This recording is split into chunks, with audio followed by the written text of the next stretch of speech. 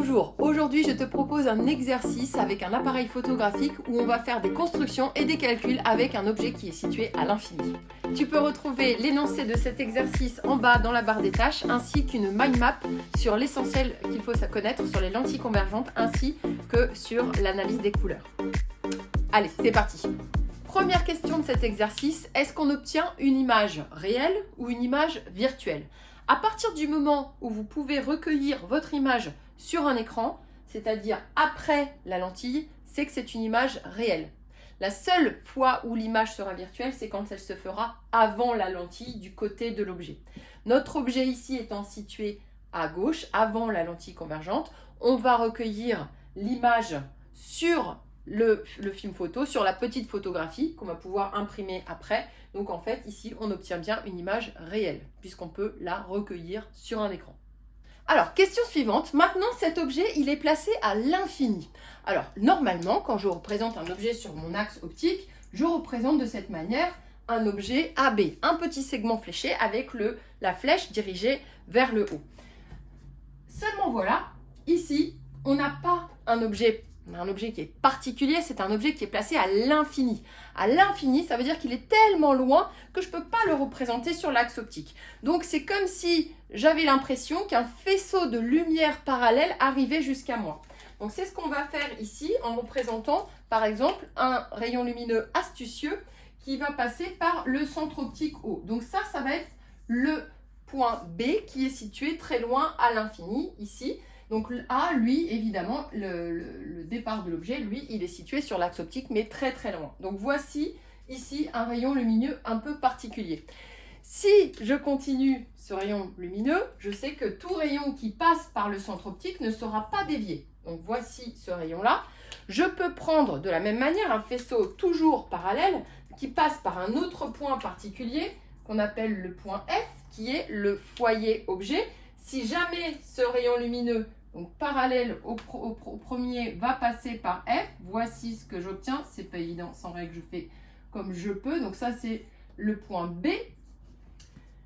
Que va-t-il se passer puisque le rayon passe par le foyer objet, il va ressortir parallèle à l'axe optique. Et quand il ressort parallèle à l'axe optique, eh bien, je m'aperçois qu'en fait, les deux rayons convergent où eh bien, dans un plan particulier. Et ce plan particulier, c'est ce qu'on appelle le plan focal image. C'est-à-dire, c'est le plan qui est perpendiculaire à l'axe optique et qui contient le foyer objet. Donc ça, c'est le plan focal image.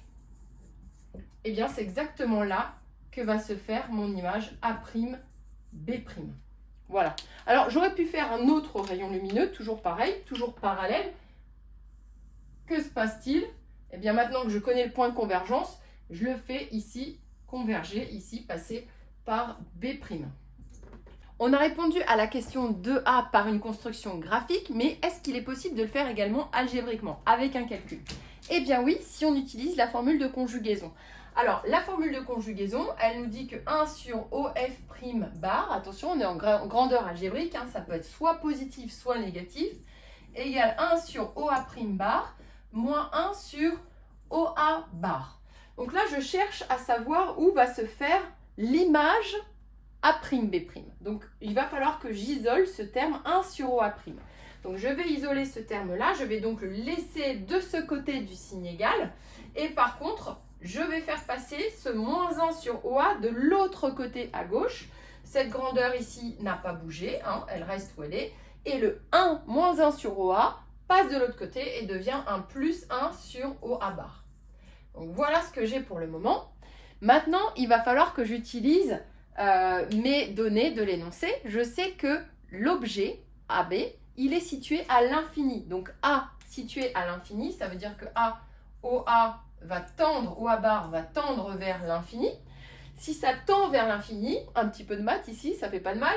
Si je fais 1 sur OA bar, eh bien là, dans ce cas-là, l'inverse de quelque chose qui tend vers l'infini, ça va tendre vers 0.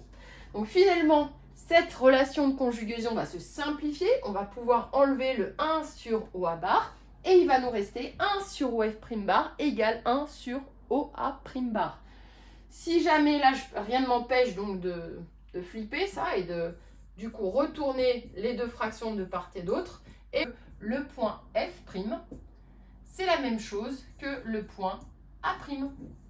Donc voilà tout ce que j'avais déjà obtenu graphiquement, ça se confirme, j'ai bien le point A' qui est confondu avec F' lorsque l'objet se trouve à l'infini. La question 2b dans laquelle on vous demande de déterminer à quoi correspond la distance entre l'objectif et la fente d'éjection, là où la photo va sortir. Pour cela, si on regarde ce schéma ici, en fait, je m'aperçois que ce qui va pouvoir faire converger tous les rayons lumineux, c'est la lentille. Donc la lentille, c'est en réalité l'objectif. Donc ça, c'est l'objectif qui correspond à la lentille. Et la fente d'éjection, eh bien, c'est bien évidemment, c'est là où l'image va se faire de manière nette pour qu'on puisse obtenir une belle photo. Et dans ce cas-là, ici, la fente d'éjection, elle sera à ce niveau-là, ici, fente d'éjection, c'est-à-dire exactement dans ce qu'on appelle le plan focal image. Donc à quoi correspond la distance entre l'objectif et la fente d'éjection? Eh bien, c'est tout simplement ce qu'on appelle la distance focale. Et on peut même dire que c'est la distance focale image OF'. Question 3a, on vous dit qu'on place un objet à 60 cm de l'objectif. Après, je ne sais pas si ça va être considéré comme l'infini. Ça veut dire que peut-être que notre image ne sera pas très nette, mais ça, ce n'est pas l'objet de l'exercice. On vous dit que la distance OA, elle vaut 60 cm. Donc, comment est-ce que je vais traduire ça, moi, en tenant compte des grandeurs algébriques et du sens de propagation de la lumière choisi ici, hein, de gauche vers la droite positif, de bas en haut positif. Donc, finalement, la distance OA bar, eh bien, je vais de haut vers A, je vais dans le sens opposé au sens positif choisi. Ça va me faire moins 60 cm. Donc, moins 60 cm, où va se faire ici l'image? L'image, ça, c'est une distance qui est fixe, hein, puisque je suis dans un appareil photographique. Et pour le coup, ici, l'objectif et la distance entre l'objectif et la fente d'éjection, elle est fixe. On ne peut pas changer ça. Donc, on n'a qu'un seul objectif, une seule lentille. On n'est pas dans un appareil super perfectionné. Hein. Donc là, il n'y a pas de possibilité de faire une mise au point. La distance OA' bar, eh bien, ça sera la distance focale, c'est-à-dire la distance à laquelle l'image va se former, puisque c'est sur le papier photo. Et là, ça sera de O vers A', donc c'est positif. Et on a dit que ça faisait 60 mm. Donc 60 mm. Habituez-vous à tout mettre toujours en mètres. Donc ici, ça va me faire moins 0,60 mètres. Je vous rappelle que pour passer des centimètres au mètre, on divise par 100 ou on multiplie par 10 puissance moins 2. Et pour passer des millimètres en mètres, on divise par 1000 ou on multiplie par 10 puissance moins 3. Donc ici, ça nous fera 0,060 mm. Maintenant, il ne nous reste plus qu'à calculer le grandissement. Formule du grandissement, c'est OA' bar sur OA bar, c'est-à-dire 0,060 sur moins 0,60, c'est moins 0,10 si on tient compte du nombre de chiffres significatifs. Toujours dans cette même question, on vous demande de caractériser l'image. L'image, on a déjà dit qu'elle était réelle. Ensuite, qu'est-ce que nous apprend le grandissement ici? Le fait que le grandissement soit négatif, l'image et l'objet sont inversés. Donc l'image est renversée ou inversée, okay, par rapport à l'objet. Valeur absolue du grandissement, c'est-à-dire que ça va faire 0,10. 0,10, c'est plus petit, strictement plus petit que 1. Ça veut dire que l'image va être plus petite que l'objet. On dira que l'image sera rétrécie. Dernière question, il faut calculer la taille maximale de l'objet, un objet qui est placé à 60 cm de l'objectif, donc 60 cm de la lentille. Quelle serait alors la taille maximale de cet objet pour que ça puisse tenir sur la petite photo? Alors, la petite photo, voici ses dimensions.